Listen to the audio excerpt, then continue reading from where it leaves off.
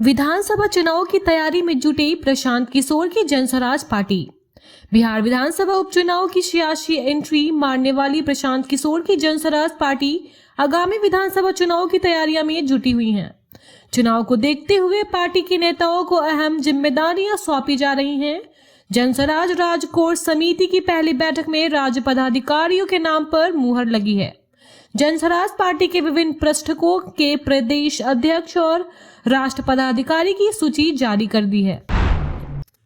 दलितों और पिछड़ों का अपमान करना भाजपा की घिनौनी मानसिकता, वीआईपी चीफ मुकेश सहनी का बीजेपी पर बड़ा हमला। विकासशाली इंसाफ पार्टी के संस्थापक और बिहार के पूर्व मंत्री मुकेश सहनी ने मंत्री नीरज कुमार की बबुल की सोशल मीडिया के एक पोस्ट पर करारा प्रहार किया है। सहनी ने सोशल मीडिया पर मंत्री नीरज कुमार की पोस्ट की कॉपी पोस्ट किया है, जिसमें मंत्री ने लिखा है, तूफान से आंख मिलाओ, सैलाबों पर वार करो, मलाहों का चक्कर छोड़ो, तैर के दरिया पार करो। इस पोस्ट पर पलटवार करते हुए वीआईपी नेता सहनी ने सोशल मीडिया एक्स पर लिखा, जो लोग खुद को राम भक्त कहलाने से नहीं थकते, राम का नाम लेकर राजनीति करने वाले ये भूल गए हैं कि मर्यादा पुरुषोत्तम भगवान श्री राम ने गंगा पार करने के लिए मल्लाहों का ही सहारा लिया था। उन्होंने आगे कहा है कि भाजपा के लिए दलितों और पिछड़ों का अपमान करना उनकी घिनौनी मानसिकता बन चुकी है। पागल हो गए हैं अमित शाह, बोले आरजेडी सुप्रीमो लालू यादव। केंद्रीय गृह मंत्री अमित शाह द्वारा बाबा साहेब डॉक्टर भीमराव अंबेडकर के संदर्भ में की गई एक टिप्पणी को लेकर जमकर हंगामा देखने को मिल रहा है। विपक्ष के नेता गृह मंत्री पर संविधान निर्माता डॉक्टर अंबेडकर का अपमान करने का आरोप लगा रहे हैं। इसी कड़ी में अब राजद सुप्रीमो लालू यादव ने केंद्रीय गृह मंत्री अमित शाह को लेकर विवादीय बयान दे रहे हैं। लालू यादव ने कहा है कि अमित शाह पागल हो गए हैं, इसलिए वह बाबा साहब अंबेडकर के बारे में गलत बयानबाजी कर रहे हैं। उनके पास जानकारी का अभाव है। हम अमित शाह के पागलपन का खंडन करते हैं। 151 कन्याओं की सामूहिक शादी कराने के बाद देने जा रहे हैं 51,000। बिहार में इक्के दुक्के ही ऐसे विधायक होंगे जो इस कदर सामाजिक कार्यों में भाग लेते हैं। भारतीय जनता पार्टी के एक विधायक हैं पवन जायसवाल, जो समाज जाति से ऊपर उठकर सैकड़ों गरीब परिवारों की बच्ची की शादी धूमधाम और विधि विधान से के साथ कराते हैं। न सिर्फ शादी कराते हैं बल्कि विदाई में पैसे और घरेलू संसाधन भी देते हैं। विधायक पवन जायसवाल 151 कन्याओं की सामूहिक विवाह के बाद 11,000 का चेक और 40,000 का घरेलू संसाधन देने जा रहे हैं। 29 दिसंबर को यह कार्यक्रम आयोजित की गई है। 8 सालों बाद भी सीएम का सपना नहीं हुआ साकार। मुख्यमंत्री नीतीश कुमार एक बार फिर से यात्रा पर निकलने वाले हैं। मुख्यमंत्री की प्रगति यात्रा 23 दिसंबर से गांधी की धरती चंपारण से शुरू होनी है। मुख्यमंत्री नीतीश कुमार ने अपनी जितनी भी यात्राएं की हैं, वो चंपारण से ही शुरू हुई। वे अपनी यात्रा के दौरान कई योजनाओं का उद्घाटन शिलान्यास करते हैं। सीएम नीतीश कुमार नवंबर 2016 में यात्रा पर निकले थे। इस दौरान 9 नवंबर 2016 को सीएम नीतीश द्वारा 7 निश्चय योजना की शुरुआत महादेव की नगरी अरेराज नगर पंचायत वार्ड 03 में की थी। 8 सालों बाद भी मुख्यमंत्री का सपना साकार नहीं हो सका है। 7 निश्चय योजना की शुरुआत होने के 8 वर्ष बाद ही आधी आबादी नल जल योजना के शुद्ध पेयजल से वंचित है। प्रगति यात्रा पर सवाल उठाने वाले को बीजेपी ने दिया जवाब। मुख्यमंत्री नीतीश कुमार 23 दिसंबर को प्रगति यात्रा पर निकल रहे हैं। मुख्यमंत्री की यात्रा पर विपक्ष निशाना साध रहे हैं। वहीं भारतीय जनता पार्टी ने मुख्यमंत्री नीतीश कुमार को प्रगति यात्रा निकालने को लेकर बधाई और साधुवाद दिया है।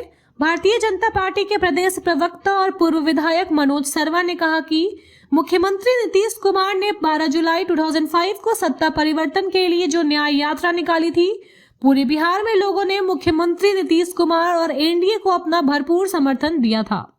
न्याय यात्रा से शुरू होकर प्रगति यात्रा तक का सफर श्री नीतीश कुमार के ट्रैक रिकॉर्ड को भी बताता है कि किस तरह से उन्होंने बिहार में सुचारू रूप से शासन किया है।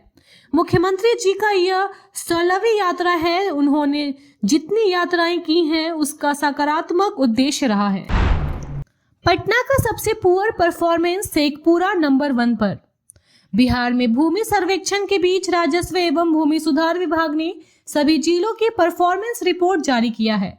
नवंबर महीने की परफॉर्मेंस रिपोर्ट में शेखपुरा को पहला स्थान मिला है, वहीं पटना सबसे पिछले पायदान पर है।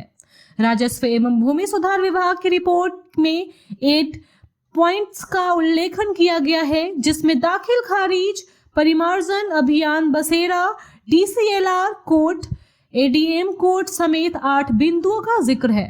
शेखपुरा जिला ने सभी क्षेत्रों में उल्लेखनीय काम किए हैं। अमित शाह को पागल कहने पर भड़के डिप्टी CM सम्राट चौधरी। राज्यसभा में अमित शाह के अंबेडकर वाले बयान पर बिहार में सियासी घमासान शुरू हो गया है। RJD चीफ लालू प्रसाद यादव द्वारा अमित शाह को चोर कहे जाने पर बीजेपी गर्म हो गई है। डिप्टी CM सम्राट चौधरी ने लालू प्रसाद पर बड़ा हमला बोला है, उन्हें बिहार की राजनीति का भद्दा दाग बता दिया है। लालू प्रसाद पर पलटवार करते हुए सम्राट चौधरी ने जोरदार हमला बोला। उन्होंने कहा कि लालू प्रसाद यादव खुद राजनीतिक तौर पर एक चोर साबित हुए हैं। लालू प्रसाद अमित शाह को क्या बोलेंगे? लालू तो बिहार के खजाने को चुराने वाले व्यक्ति हैं, जिसने बिहार के गरीबों का पैसा चुराने का काम किया। लालू जैसे अपराधी जिस राज्य में रहेंगे वह राज्य कभी बड़ा नहीं हो सकता है।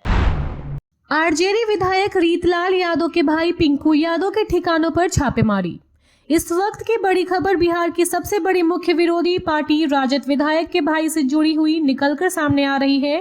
पटना एम्स के सुरक्षा अधिकारी पर दिन दहाड़े फायरिंग करने के मामले में विधायक रीतलाल यादव के भाई पिंकू यादव के खगौल थाना अंतर्गत कोथवा स्थित घर समेत कई ठिकानों पर पुलिस ने छापेमारी की है। दरअसल राजद के बाहुबली विधायक रीतलाल यादव के भाई पिंकू यादव पर एक आरोप है कि इन्होंने पटना एम्स के एक अधिकारी पर गोलीबारी करवाई थी और उन्हें धमकी भी दी थी। इसके बाद पुलिस हरकत में आई और काफी लंबे समय से इनकी खोजतानी जारी थी। इसके बाद अब यह एक्शन देखने को मिला है।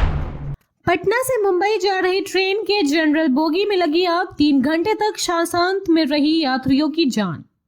बिहार में पिछले कुछ दिनों से लगातार रेल हादसे से जुड़ी खबर निकलकर सामने आती रहती है। ऐसे में अब एक ताजा मामला दानापुर DDU रेलखंड के डुमरांव रेलवे स्टेशन पर उस समय अफरा तफरी मच गई जब 22972 पटना बांद्रा सुपरफास्ट एक्सप्रेस की जनरल बोगी के निचले हिस्से में अचानक आग लग गई। इसके बाद आनन फानन में फायर ब्रिगेड कर्मियों को सूचना दी गई और ट्रेन को डुमरांव रेलवे स्टेशन पर रोका गया। वहीं सभी यात्रियों को सुरक्षित बाहर निकालने के साथ ही 13 सदस्यीय फायर ब्रिगेड कर्मियों की टीम ने कड़ी मशक्कत के बाद आग पर काबू पाया। Thank you so much for watching this video. Don't forget to like, comment, share and subscribe.